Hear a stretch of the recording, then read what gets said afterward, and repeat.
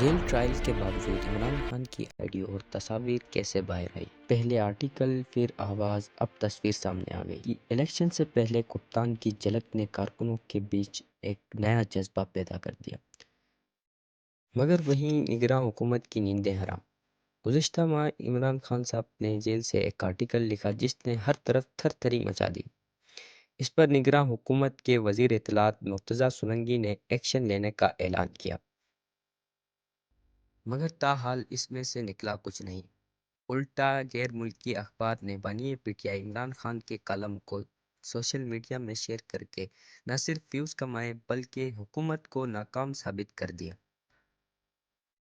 ایک بار پھر عمران خان کی تصویر اور آڈیو سامنے آ گئی جس پر مرتضیٰ سرنگی نے کارروائی کا اعلان کیا ہے۔